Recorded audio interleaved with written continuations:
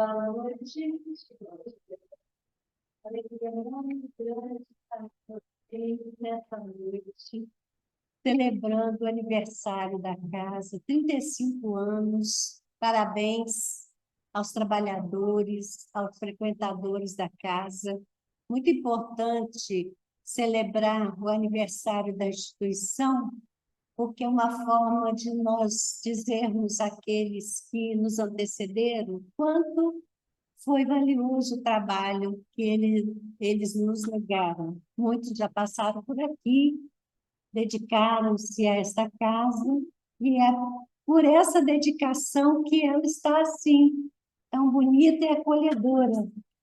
E essa música do Carlinhos Conceição, que preparou o ambiente, ela fala muito bem do que é a casa espírita. É esse posto de emergência, hospital de almas, né? Que vai serenar nossas dores, vai nos tranquilizar, vai nos orientar. Então, é muito importante termos esse espaço. E, para celebrar o aniversário da casa, a gente vai começar refletindo exatamente sobre as bênçãos da casa espírita. Esse é o tema que está proposto para a noite de hoje. A gente começa com essa fala do Leopoldo Machado.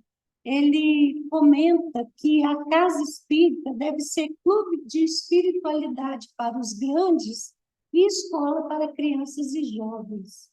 Eu gostei da definição do Leopoldo Machado. Leopoldo Machado é um grande trabalhador espírita que viveu no estado do Rio de Janeiro. Ele é nascido na Bahia, mas se transferiu para o estado do Rio de Janeiro e foi lá que ele desenvolveu um trabalho magnífico em Nova Iguaçu. E ele era um polemista, um grande conferencista, e ele tinha assim, uma proposta de trabalho espírita que ia muito à frente do tempo dele. E na época que ele trabalhou no espiritismo, as casas espíritas eram muito fechadas e eram mais espaço de homens do que de mulheres. E não havia espaço para criança e para o jovem na casa espírita naquele tempo. Então, Leopoldo Machado foi alguém que batalhou muito para abrir os espaços da evangelização infantil, os espaços da mocidade espírita, e ele comentava do clube de espiritualidade. Quando a gente vê essa definição, parece diferente de tudo que a gente já viu, porque a gente sempre define a casa espírita como escola, como hospital, como oficina de trabalho, e ele lembrar desta definição como clube é interessante, porque um clube é um lugar que você vai para compartilhar momentos de descontração, de alegria, momentos de prazer com pessoas amigas. Esse espírito de alegria é muito importante quando a gente pensa no ambiente da casa espírita, que deve ser muito diferente dos ambientes escuros, de muitas instituições religiosas, em que as pessoas ostentam uma aparência de muita circunspecção, muita tristeza, muito fechamento. Então, a casa espírita é assim, essa associação de almas que vem buscar informação, consolo, conhecimento. Isso deve ser algo prazeroso, deve ser algo que nos faça alegres. Então, eu gostei da definição de clube de espiritualidade, que ninguém vai para um clube de cara amarrada, com tristeza, achando que é uma obrigação, não é? Para a casa espírita também a gente deve vir com esse espírito leve, ânimo leve, bom ânimo, essa disposição de aprender. Então, aí nós estamos aqui para olhar a casa espírita como esse espaço em que você vai poder compartilhar conhecimento e vai poder aprender e vai poder vivenciar contatos com a espiritualidade. A Federação Espírita Brasileira propôs, alguns anos atrás, uma campanha que chama Assim é o Centro Espírita. Essa campanha tinha um símbolo da formiguinha, porque é muito comum nós falarmos que na casa espírita é o trabalho de formiguinha. E esse trabalho de formiguinha significa o seguinte: nós nos vemos como espíritos muito necessitados de aprimoramento. Sabemos que somos seres assim em processo de desenvolvimento, muitas vezes pequenos na nossa condição evolutiva, né? Pequenos. Mas, quando nós nos reunimos, nós conseguimos realizar grandes coisas, grandes trabalhos, grandes possibilidades existem pela soma dos nossos talentos, das nossas possibilidades. A formiguinha, ela é pequenininha, mas ela leva, às vezes, um peso muito maior do que ela, uma folha grande, e elas se juntam numa coletividade super organizada. Cada um tem o seu papel, todos se desenvolvem, todos colaboram em torno de um propósito comum. Ela faz isso, logicamente, instintivamente, né? Não é por uma livre deliberação. Mas nós precisamos ter esse funcionamento por livre deliberação. Então, a formiguinha é escolhida como símbolo do trabalho que se desenvolve na casa espírita. Todos nós podemos fazer algo e todos nós podemos colaborar para que se ampliem as atividades. Essa é a ideia. E há 4 verbos que estão propostos nesta campanha: acolhe, consola, esclarece e orienta. São esses 4 verbos que definem o que é a casa espírita. E nós vamos falar desses 4 verbos, essas 4 ações, mostrando que elas são as bênçãos da casa espírita. Quando a gente fala bênção, nós lembramos sempre do contexto da religiosidade tradicional do nosso povo, e é aquele costume que a criança tem de pedir a bênção. E os pais de dizer, Deus te abençoe. Né? Isso há algum tempo atrás. Já perdemos um pouco esse hábito, mas algum tempo atrás era o hábito. A criança pedia a bênção ao pai, à mãe, aos avós. E sempre a gente entende bênção no contexto da proteção. Quando o pai fala, Deus te abençoe, meu filho, ou o avô fala, a gente pensa dentro desse contexto da proteção que se solicita para aquela criatura. Mas a palavra bênção, ela tem um sentido um pouco diferenciado quando você vai olhar a mensagem bíblica dentro do Velho Testamento. Está dito que Deus abençoou Abraão para que ele tivesse muitos filhos e para que ele tivesse toda aquela condição de criar uma nação numerosa. Os descendentes dele seriam mais do que as estrelas do céu, está dito isso na Bíblia. Então, a gente entende bênção aí num contexto de potência. Deus transferiu uma potência a Abraão. Não somente o envolveu na proteção, mas deu a ele uma possibilidade de desenvolver-se dentro de um propósito mais alto. Então, nós precisamos compreender bênção dentro desse entendimento. Quais são as bênçãos que a casa espírita nos propicia? Quer dizer, quais aquelas possibilidades nossas que são, às vezes, latentes e que, na convivência, no trabalho espírita, se potencializam, porque é um espaço que está preenchido de possibilidades energéticas que transferem bênçãos a todos aqueles que participam. Então, como nós vemos a nossa casa espírita? No livro Os Mensageiros, André Luiz, mentor espiritual, ditou para Chico Xavier uma série de informações que ele colheu no mundo espiritual. Ele é alguém que vivenciou o fenômeno da desencarnação, se surpreendeu com o fato de estar vivo depois do túmulo, e porque quando ele era encarnado, ele não acreditava na sobrevivência da alma, então se surpreendeu com isso e resolveu contar para quem está aqui na atividade de encarnados. Ele resolveu contar o que ele vivenciou lá. Então, são 16 livros. Mensageiros é um deles. Se não me engano, é o segundo livro dele. É Nosso Lar, depois Mensageiros. No livro Mensageiros, ele dá uma descrição da casa espírita, olhando de lá para cá, porque a gente está olhando aqui, né? Nós estamos vendo uma edificação simples.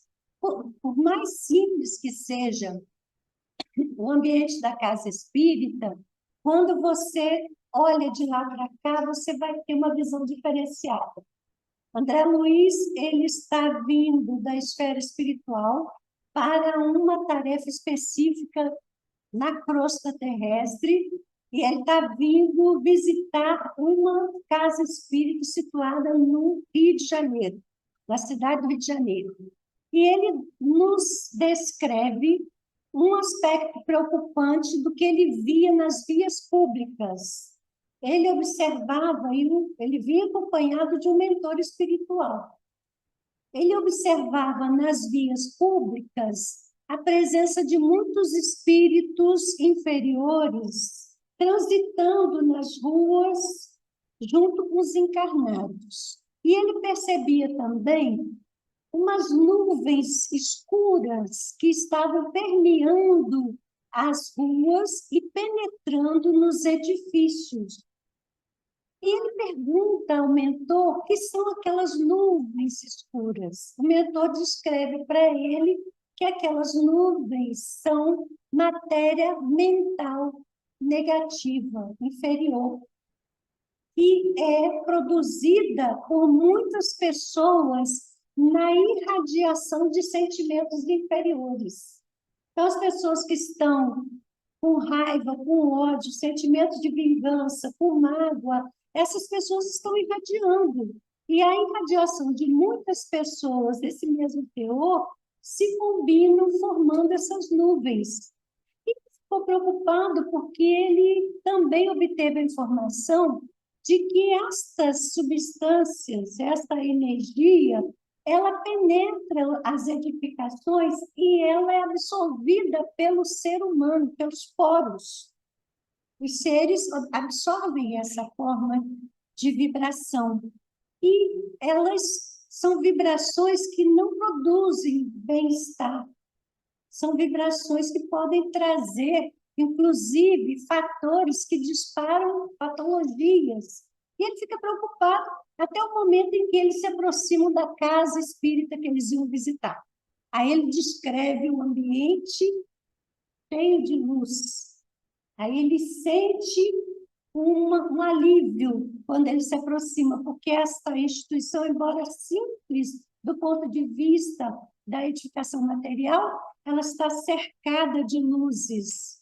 E ela está também protegida dessas substâncias que ele via permeando os ambientes. Não penetrava dentro da instituição espírita.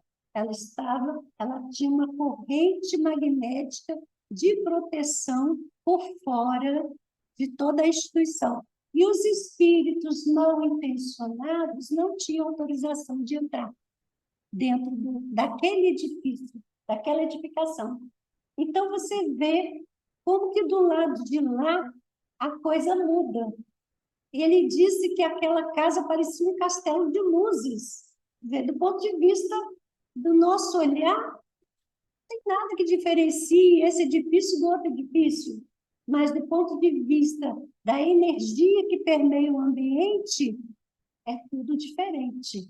Então, é bom a gente ter essa informação para saber que quando a gente sai do nosso cotidiano para vir à casa espírita, nós estamos vindo aqui tomar um banho de luz.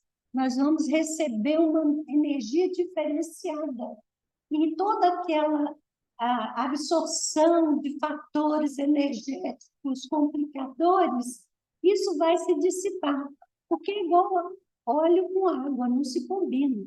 Então, quando você absorve uma energia boa, essa energia se dissipa e é eliminada do seu contexto psicofísico. Então, vejam que é interessante, quem quiser ter essa experiência de ver detalhes que a gente está só contando por alto, pega os mensageiros lá e vai dar uma lida nessa experiência que é muito interessante. Então, a gente também observa aqui uma coisa importante, que é uma informação do livro A Gênese, de Allan Kardec, no capítulo 14, no item 19, a Gênese vai nos informar que o ambiente da casa espírita, esse ambiente que possibilita essas luzes, ele é um ambiente preparado pelos pensamentos das pessoas que convivem dentro da casa espírita. Então, a primeira coisa que a gente vai aprender é a questão dos fluidos e do pensamento. O nosso pensamento, ele cria padrões de qualidade na ambiência energética em torno de nós. Então, nós temos uma aura, que é a nossa psicosfera, e cada um tem uma individual. E a sua psicosfera fala dos seus sentimentos, das suas intenções, das suas irradiações. E quando nós nos reunimos e existe esse fator de harmonia entre os que trabalham junto, isso cria uma psicosfera coletiva. É esse ambiente que é importante para que os benfeitores consigam exercer essa vigilância e essa proteção em torno do ambiente que nós estamos aqui constituindo. A casa espírita, na verdade, a instituição espírita, ela é composta de um grupo de pessoas. Aí Kardec, para nos fazer entender como funciona isso bem, ele usa uma figuração, que é a da orquestra. A orquestra, todo mundo já teve experiência de ouvir uma orquestra tocando. A orquestra, ela é um conjunto de músicos. Os músicos tocam instrumentos diferentes. Um toca piano, outro toca violão, outro toca violino, contrabaixo, flautim, trompete. Tem vários instrumentos. E todos os instrumentos são importantes dentro da orquestra. Não tem um instrumento que é mais valioso do que o outro instrumento. E esses músicos, eles precisam ter habilidade em tocar um instrumento. E, além de ter habilidade, eles precisam cuidar bem do instrumento, afinação do instrumento. E tem outro detalhe também, na orquestra tem um maestro. O maestro comanda que hora que vai entrar o violão, que hora entra o violino, que hora que toca ali a bateria. O maestro dá o comando. E todos têm que saber tocar a pauta, aquela partitura. Imagina se você junta a orquestra, cada um quer tocar a sua mão, eu vou tocar música, o outro toca a música dele. Aí você vai ter uma dissonância. E o que Kardec fala a respeito disso? Que um bom músico, ele não ficaria numa orquestra desafinada. Se a orquestra é composta de pessoas que não cuidam do seu instrumento, que não treinam para desenvolver sua habilidade e que não conhece a partitura, como é que você vai ter esse conjunto harmonioso? Kardec usa essa figuração e ela é muito produtiva para nós entendermos que todos nós somos importantes dentro da casa espírita. Cada um tem uma habilidade, cada um tem uma possibilidade de oferecer alguma coisa, um trabalho, qualquer coisa. E se você cuidar do seu instrumento, qual é o nosso instrumento? Nosso instrumento é o nosso equipamento psicofísico. Eu tenho que cuidar do corpo e cuidar da minha emoção, da minha mente. É a responsabilidade individual. E, ao mesmo tempo, eu tenho que conhecer a partitura. Qual é a partitura? É o que a diretoria da casa define como objetivo, como projeto. Existe um grupo que assume a coordenação dos esforços. Esse grupo é um maestro que, de imediato, aqui na nossa presença, vai nos comandar. E tem um maestro invisível, que são os mentores da casa.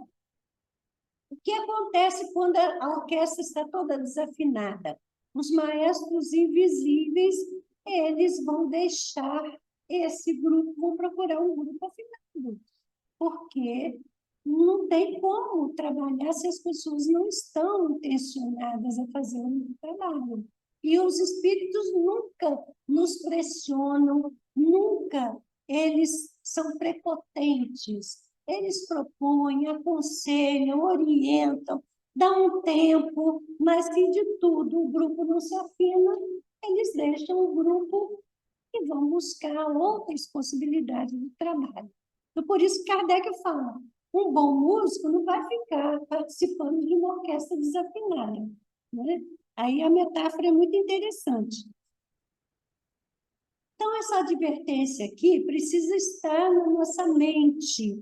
Nas mais respeitáveis instituições do mundo carnal, diz André Luiz, a metade do tempo é despendida inutilmente através de conversações ociosas e inoportunas. Ele diz isso no contexto daquela descrição que ele faz das nuvens escuras. Por que elas penetram as instituições?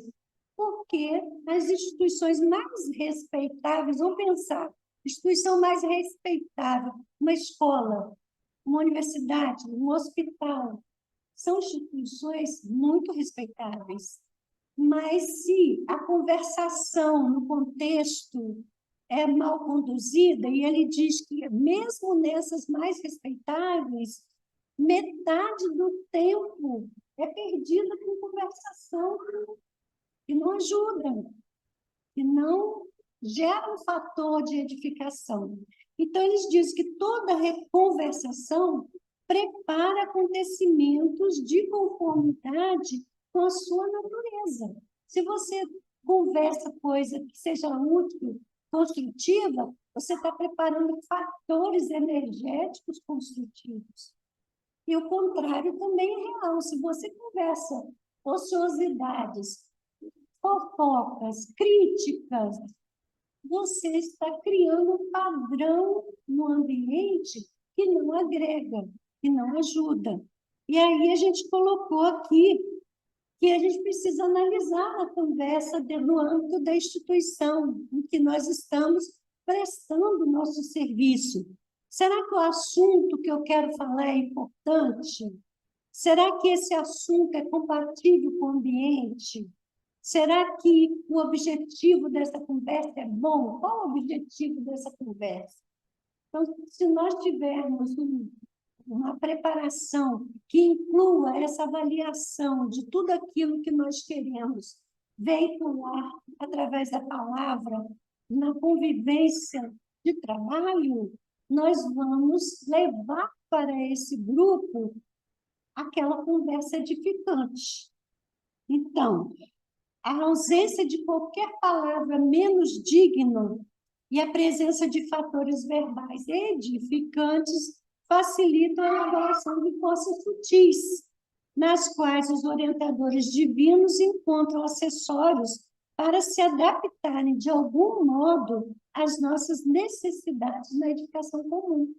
Então, vejam como o ambiente que nós criamos possibilitam mais ou menos ação da espiritualidade. Então, se nós criamos um ambiente produtivo, fértil em fatores edificantes, a espiritualidade que nos assiste encontra muito mais meios para se adaptarem às circunstâncias limitantes desse mundo material em que nós vivemos e nos trazer a orientação, a ajuda que eles sempre querem nos trazer. Então, vejam bem, o que são fatores verbais edificantes? São aqueles que objetivam o entendimento, a elevação espiritual, a disseminação da esperança e da harmonia. Então, a gente deve se perguntar, isso que eu estou falando, que eu vou falar, a maneira como eu vou me expressar dentro do meu grupo de trabalho, isso está propiciando harmonia, o entendimento? Será que minhas palavras vão levar ao outro esperança, vão levar o outro uma visão da vida que o puxe para cima, né? Que o faça, de repente, se sobrepor à dificuldade que ele está vivendo no seu cotidiano. Os fatores verbais edificantes, eles têm essa característica. Então, quem somos nós no trabalho espírita? Nós que estamos aqui, que atendemos a esse chamado para constituir essa instituição. O Espírito Erasto, no Evangelho segundo o Espiritismo, no capítulo 20, ele nos chama de apóstolos. Você pensa que apóstolo é só naquele tempo de Jesus? Não é. Ele, dirigindo-se aos espíritas, ele diz isso aí, ó, vós, apóstolos da crença revelada pelas proféticas vozes superiores. As proféticas vozes superiores foram aquelas que ditaram o conteúdo da obra básica. E nós que estamos aqui porque desejamos aprender, praticar e divulgar o Espiritismo, nós estamos nessa condição de apóstolos. Vejam aqui a característica.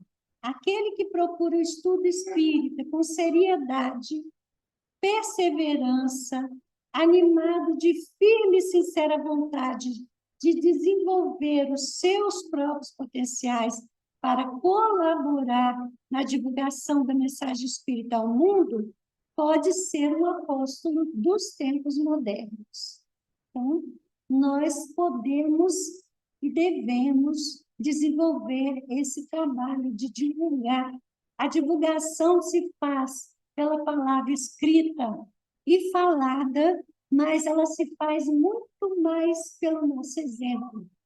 Ainda que eu não fale nada, que eu não faça palestras, que eu não escreva, mas se eu tiver um exemplo de um comportamento cristão efetivamente diferenciado pelo seu teor de ética, de moralidade, as pessoas em torno vão reparar. E isso divulga mais do que muitas palavras, né? Então, enfim, o nosso tema de hoje, quais são as bênçãos da casa espírita? Essas bênçãos estão contidas naqueles 4 verbos. A primeira delas é o acolhimento, a segunda é a consolação, a terceira, o esclarecimento, e a quarta, a orientação. Dentro dessas 4 palavras estão todas as bênçãos que a casa espírita nos propicia. Vejam que no acolhimento, a quem a gente deve acolher? A pergunta é muito importante e a resposta é igualmente importante. A todos indistintamente, usando todos os meios que estejam ao nosso alcance, inclusive as modernas tecnologias da informação. Aí está aí a casa com essa possibilidade de transmissão pela internet dos conteúdos que são veiculados aqui, vencendo as fronteiras aí, os obstáculos, e alcançando outras pessoas que não podem estar aqui neste momento conosco. Então, a quem vamos acolher? A todos, não tem que discriminar ninguém, nem por raça, nem por religião, nem por etnia, nem por nascimento, nem por nacionalidade, nenhum tipo de barreira deve se opor a que a pessoa chegue à casa espírita e encontre na casa espírita um irmão. O objetivo é esse atendimento fraterno a quem chegar. Então, devemos acolher a todos. Aí diz o Erasto, ainda dentro daquela mensagem no Evangelho segundo o Espiritismo, que os grandes vão desprezar a palavra divina.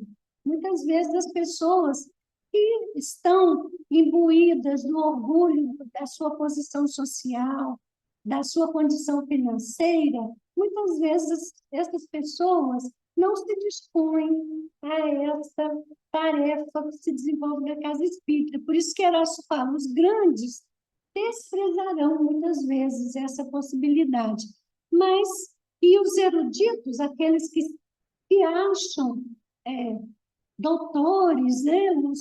Os acadêmicos, aqueles que desenvolveram todas as potencialidades da inteligência e têm também esse orgulho de posição acadêmica, eles vão exigir provas. Então, as pessoas eruditas vão querer as provas, mas os pequenos e simples vão aceitar. Vão aceitar. São mentes já preparadas muitas vezes pelo sofrimento para acolher a mensagem que está sendo disponibilizada. Nada muito diferente do que aconteceu no tempo de Jesus. No tempo de Jesus, ele pregava em praça pública, no alto da montanha, dentro do barco, na praia. As pessoas que se aproximavam e que se sentiam sensibilizadas, geralmente eram as pessoas sofridas, eram as pessoas das classes mais pobres da sociedade.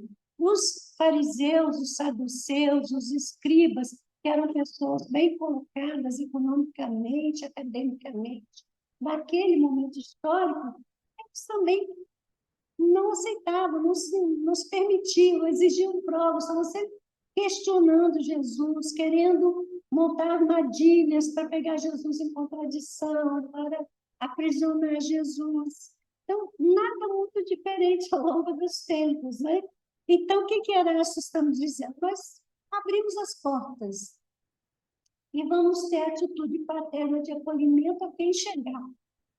E aquele que estiver disposto, sensibilizado para acolher essa mensagem, ele vai recebendo, não é? O segundo item, que é a bênção da consolação, eu trouxe uma mensagem do Espírito Verdade. O Espírito Verdade é a entidade que supervisionou todo o trabalho da codificação e que Kardec desenvolveu. O Espírito Verdade diz assim: ditosos os que hajam dito aos seus irmãos, trabalhamos juntos e unamos os nossos esforços, a fim de que o Senhor, ao chegar, encontre acabada a obra. O Senhor lhes dirá: vinde a mim, vós que sois bons servidores, vós que soubestes impor silêncio aos vossos ciúmes, às vossas discórdias, a fim de que daí não viesse dano para a obra. Então, a consolação que o Espiritismo nos oferece é a consolação de nós entendermos o porquê da nossa dor. Nós estamos vivenciando um momento de desafio. O desafio que está colocado para o indivíduo na situação de encarnado não é castigo divino, é um desafio para o desenvolvimento do potencial que ele traz de forma latente dentro de si mesmo. Então, a consolação que o Espiritismo nos traz tem a ver com essa possibilidade de interação na construção de um trabalho comum. Se nós nos habilitamos a essa ação, nos unimos no esforço de divulgar, de praticar isso que o Espiritismo nos ensina, cada um é potencializado no talento que já traz. E cada um se vê uma ampliação das suas possibilidades de agir no mundo. Amplia o próprio discernimento. E você também afina sua sintonia com aqueles seres espirituais que estão sempre querendo nos ajudar. Ao contrário, se você está ausente desse conjunto de energia que a casa oferece, muitas vezes você vai se sentir mais fragilizado, mais sozinho, mais desamparado. Então, essa consolação é poderosa. Quando a doutrina espírita nos fala que aqueles nossos queridos que partiram pelo fenômeno da desencarnação, eles não desapareceram, eles continuam vivendo numa outra esfera de vida, que se segue a essa experiência que nós estamos vivendo aqui. Então, que consolação maior do que esta? Que dor maior do que ver partir um filho, um pai, um amigo querido? É uma dor. Mas a doutrina nos faz ver essa esfera que prossegue para além. A leitura, a bibliografia espírita é riquíssima em descrição, em pormenor, em nos dar essa convicção. Isso é um consolo extraordinário, uma bênção. Você caminhar no mundo sabendo qual é o objetivo da vida, de onde você veio, o que está fazendo aqui, para onde vai. Isso é conforto espiritual, não é? Então, essa bênção é poderosa, porque ela te traz a esperança. Você olha o mundo, vê que o mundo está complicado, você vê que a agressividade é forte, a violência campeia em muitos lugares, mas você caminha confiante, porque você sabe que essas coisas não acontecem aleatoriamente. Existe uma supervisão superior em todos os espaços da vida planetária. Isso é consolação, não é? Então, o esclarecimento, o que ensinar? Aí é o Evangelho também que nos diz o que nós devemos ensinar. O Erasto, ele fala nesse detalhe. O que nós devemos ensinar? Primeiro, de modo geral, nós devemos ensinar a reencarnação e a evolução do espírito pelo seu próprio esforço. Esse esclarecimento é uma bênção, porque você sabe que a sua felicidade só depende de você. Você pode fazer o seu futuro muito melhor do que o momento atual. Você pode compreender o que está no seu momento atual e saber que isso que está dado são recursos para a edificação desse futuro desejável. Então, pela reencarnação, você entende o motivo de ter nascido na família em que você nasceu. As famílias não são grupos aleatórios, são grupos planejados, tendo em vista elos do passado, a necessidade do presente e a construção do futuro. Então, a reencarnação explica isso para nós. Por que eu sinto simpatia por um parente e antipatia por outro parente? A doutrina explica. São situações vividas emocionalmente que estão fundadas nas experiências das vidas passadas, não é?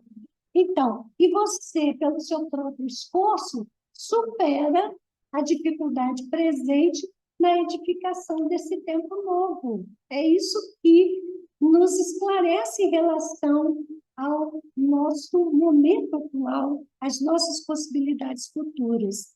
De modo particular, diz o Erasto, devemos pregar desinteresse aos avaros, aqueles que são apegados aos bens materiais, mostrar para essas criaturas que esses bens só prevalecem do berço ao túmulo, e às vezes nem nesse período. Às vezes a pessoa tem muitos bens, tem muita riqueza, de uma hora para outra perde.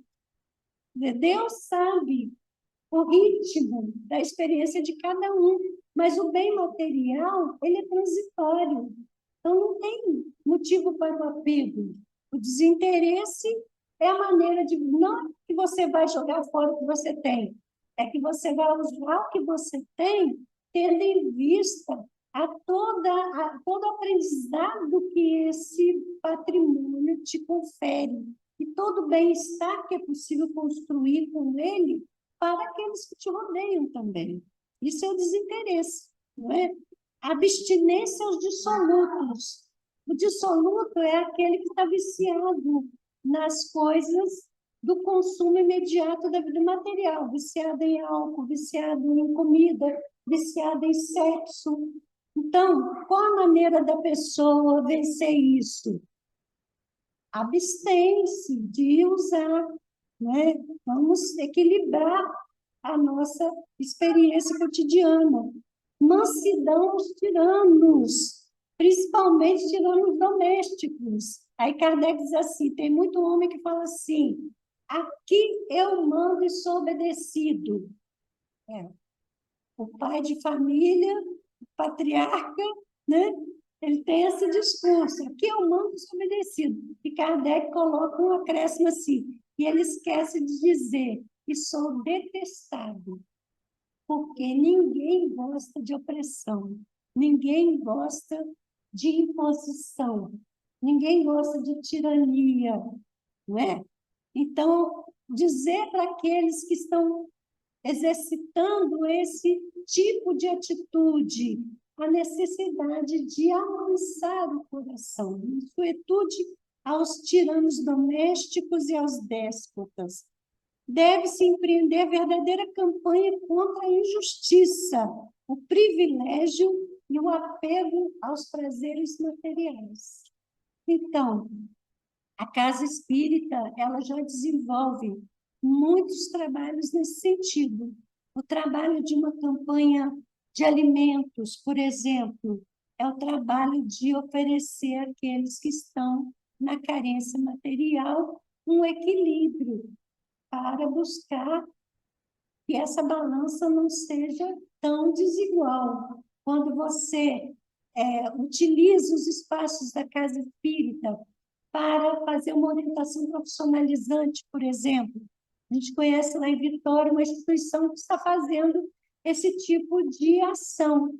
Na casa espírita, naquele horário que não tem funcionamento de casa espírita, a casa espírita é utilizada por pessoas da comunidade para oferecer aulas de informática, de línguas e outro tipo de conhecimento que a população de baixa renda não consegue obter, para que, se equilibrando essa balança do conhecimento para esses jovens, eles possam competir com mais igualdade na busca de um emprego.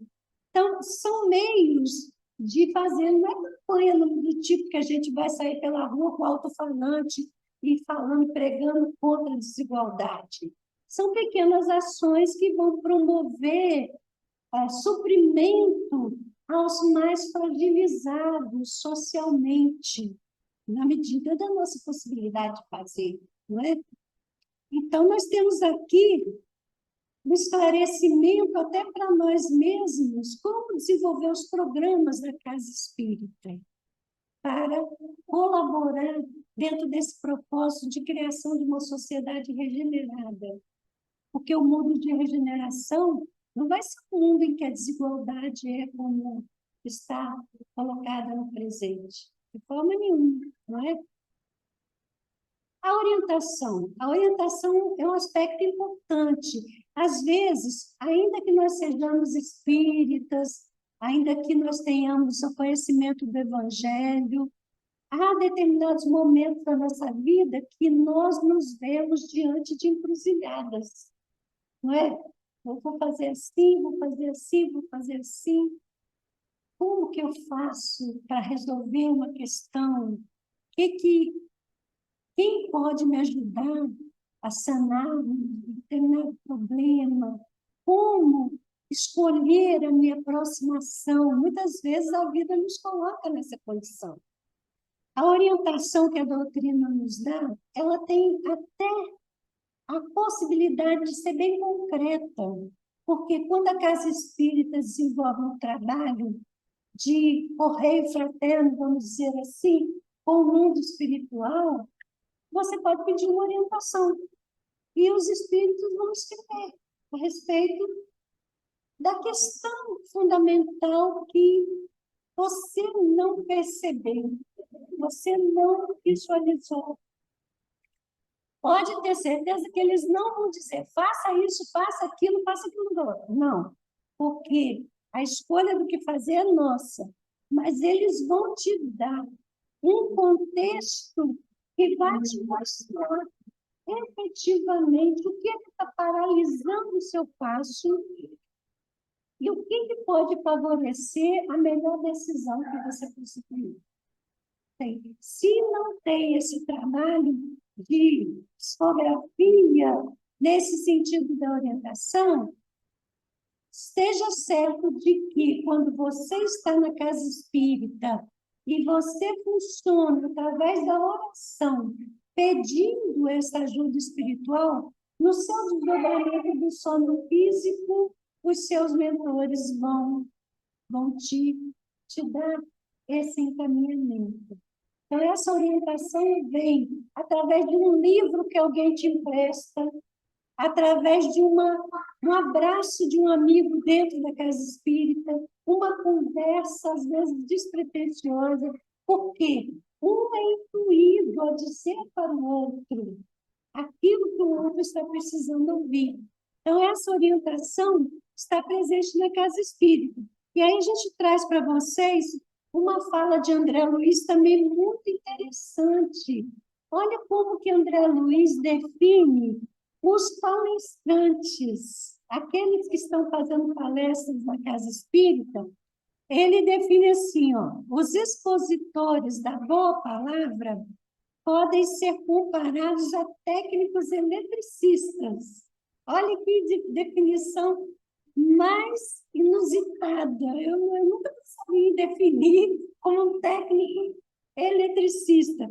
Então, ele diz assim, desligando tomadas mentais, através dos princípios libertadores que distribuem na esfera do pensamento. Então, nessa questão de você estar lá diante da sua encruzilhada, eu vou aqui, eu vou ali, eu vou lá, você vem assistir uma palestra. Muitas vezes, a sua condição interior, ela está em conflito, está em tumulto, porque tem umas tomadinhas mentais conectadas com fontes pouco confiáveis do mundo espiritual. Quem são essas fontes? São seres espirituais que estão se miscuindo nas nossas ações. Kardec, quando pergunta aos espíritos superiores se os espíritos nos influenciam, aquela pergunta famosa, 459. Eles dizem muito mais do que você imagina. De ordinário, são eles que nos dirigem. Então, por quê? Porque a gente cria essas conexões com seres espirituais que nos acompanham. Então, uma boa palestra, quando você está atento ao que está sendo explicado, desliga essas tomadas. E aí você vai estar livre daquela energia, das nuvens escuras, das tomadinhas, e você, então, tem a condição mais clara do discernimento para compreender o seu momento, para saber a melhor forma de chegar onde você quer chegar, de conseguir aquilo que todos nós queremos. Nós queremos a felicidade, nós queremos estar bem com os nossos, com aqueles que caminham junto de nós. Isso é possível realizar, ainda com toda a precariedade da vida material. Então, às vezes, nós estamos num conjunto de vibrações, pensamentos, envolvimentos que não nos ajudam a ver a saída, mas ela existe. Então, a música, eu volto para a música de Carlinhos Conceição, né? Nessa casa de oração, aqui eu vi saída. Então, ele escreveu essa música em homenagem ao que ele mesmo vivenciou quando ele foi buscar na casa espírita aquele recurso que lhe estava faltando. Então, ele falou, nessa casa de oração, aqui entrei e eu vi saída. E o discernimento separa. Isso que é importante, né? E aí, a gente finaliza com uma afirmativa do Herculano Pires, que é um alerta para todos nós. Se os espíritas soubessem o que é o centro espírita e qual a sua função e significação, o espiritismo seria hoje o mais importante movimento cultural e intelectual da Terra. Essa fala do Herculano Pires está num livro chamado Centro Espírita. E, efetivamente, se você pensar nos termos dessa energia que envolve o planeta, da quantidade de sofrimento que existe espalhado por aí, da quantidade de violência, que as notícias são cotidianas, e você pensar nesse pouso de luz, de conforto espiritual, que é a casa espírita, você vai ver que o Brasil ele já possui mais de 14.000 instituições espíritas espalhadas em todo o território. Quando você pensa nesse conjunto como uma grande rede estruturada sob a coordenação de uma instituição central, que é a Federação Espírita Brasileira, espalhada em todo o território nacional, espalhando esta luz espiritual, você vai ver que, se nós espíritas formos músicos conscientes, afinados, cuidarmos do nosso instrumento, buscarmos o entendimento dessa pauta de construção do movimento unificado, esse conjunto de pensamentos harmonizados, mesmo fundamento, porque a nossa base é a mesma, é a doutrina espírita, com conhecimento dessa base, com a visão de qual é o objetivo, todas as mentes sintonizadas com esse ideal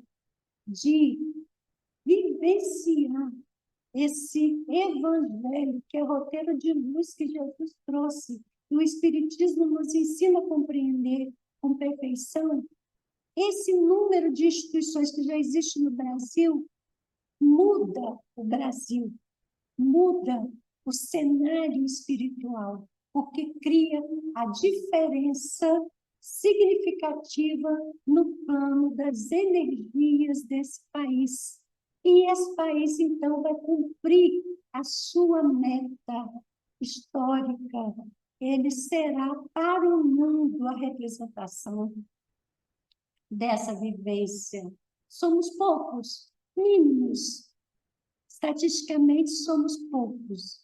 Mas lembra da parábola do fermento?